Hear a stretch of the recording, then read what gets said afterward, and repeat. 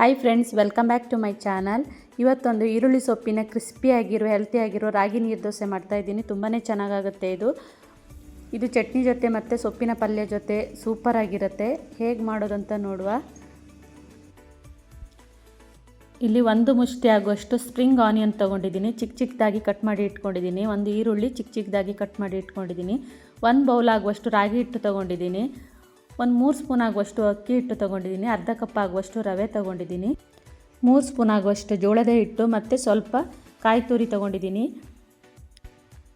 ಈಗ ಎಲ್ಲ ಒಂದು ಪಾತ್ರೆಗೆ ಹಾಕ್ತಾಯಿದ್ದೀನಿ.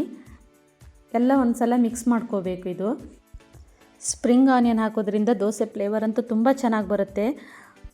ತುಂಬ ವೆರೈಟಿಯಾಗಿ ದೋಸೆ ಮಾಡ್ತೀವಿ. ಈ ಥರ ದೋಸೆ ಮಾಡ್ಕೊಂಡು ತಿಂದರೆ ತುಂಬ ಚೆನ್ನಾಗಾಗುತ್ತೆ. ಈಗ ರುಚಿಗೆ ತಕ್ಕಷ್ಟು ಉಪ್ಪು ಹಾಕ್ತಾಯಿದ್ದೀನಿ.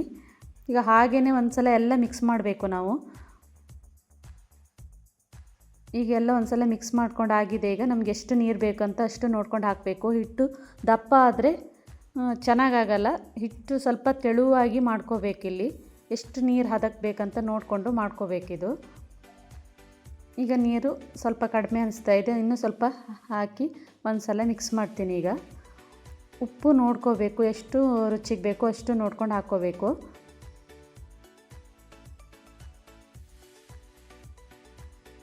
ನೋಡಿ, ಇಷ್ಟು ತೆಳುವಾದರೆ ಸಾಕು, ದೋಸೆ ಸೂಪರಾಗಿ ಬರುತ್ತೆ.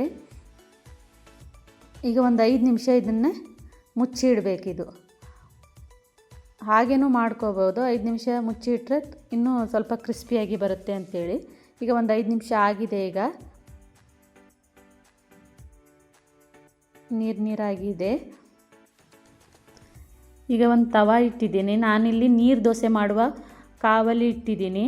ಚೆನ್ನಾಗಿ ಆಯಿಲ್ ಸ್ಪ್ರೆಡ್ ಮಾಡಬೇಕು, ತೆಳುವಾಗಿ ಹಾಕಬೇಕು. ಆವಾಗಲೇ ಕ್ರಿಸ್ಪಿಯಾಗಿ ಬರುತ್ತೆ. ತುಂಬ ಚೆನ್ನಾಗಾಗುತ್ತೆ ಇದು ಬ್ರೇಕ್ಫಾಸ್ಟಿಗಂತೂ ಸೂಪರಾಗಿರುತ್ತೆ. ನೈಟ್ ಊಟ ಬೇಡ ಅನ್ನೋರು ಈ ಥರ ಮಾಡ್ಕೊಂಡು ತಿಂದರೆ ತುಂಬಾ ಚೆನ್ನಾಗಾಗುತ್ತೆ. ಮಕ್ಕಳು ಮುದ್ದೆ ತಿನ್ನಲ್ಲ ಅನ್ನೋರಿಗೆ ಈ ಥರ ಮಾಡಿ ಕೊಟ್ಟವರಿಗೆ ತುಂಬಾ ಇಷ್ಟ ಆಗುತ್ತೆ. ಇಷ್ಟು ರುಚಿಯಾಗಿರುತ್ತೆ. ಇಷ್ಟು ಈಸಿಯಾಗಿ ಮಾಡ್ಬೋದು. ಜಾಸ್ತಿ ಏನು ಟೈಮ್ ಬೇಡ ಇದಕ್ಕೆ. ಬೇಗನೆ ಬೆಂದ್ಬಿಡುತ್ತೆ. ನೋಡಿ ಎಷ್ಟು ಕ್ರಿಸ್ಪಿಯಾಗಿ ಬಂದಿದೆ ನೋಡಿ, ಸೂಪರಾಗಿರುತ್ತೆ ನೋಡಿ. ಬಿಸಿ ಬಿಸಿಯಾದ ಸ್ಪ್ರಿಂಗ್ ಆನಿಯನ್ ರಾಗಿ ನೀರು ದೋಸೆ ಈಗ ರೆಡಿಯಾಗಿದೆ ನೋಡಿ.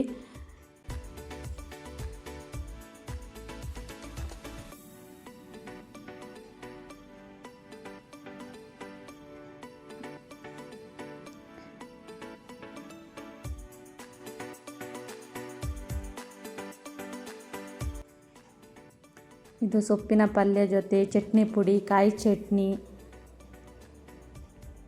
ಚಿಕನ್ ಸುಕ್ಕ ಯಾವುದ್ರ ಜೊತೆ ಬೇಕಾದರೂ ತಿನ್ಬೋದು. ನೋಡಿ ಎಷ್ಟು ಕ್ರಿಸ್ಪಿಯಾಗಿರುತ್ತೆ ನೋಡಿ. ಬಿಸಿ ಬಿಸಿ ಇರುವಾಗಲೇ ತಿನ್ನಬೇಕು, ತುಂಬಾ ಚೆನ್ನಾಗಾಗುತ್ತೆ ಇದು. ಇವತ್ತಿನ spring onion ragi neer dosa recipe ಇಷ್ಟವಾದರೆ ಲೈಕ್ ಮಾಡಿ, ಸಬ್ಸ್ಕ್ರೈಬ್ ಮಾಡಿ, ಫ್ಯಾಮಿಲಿ ಫ್ರೆಂಡ್ ಜೊತೆ ಶೇರ್ ಮಾಡಿ. Thank you for watching.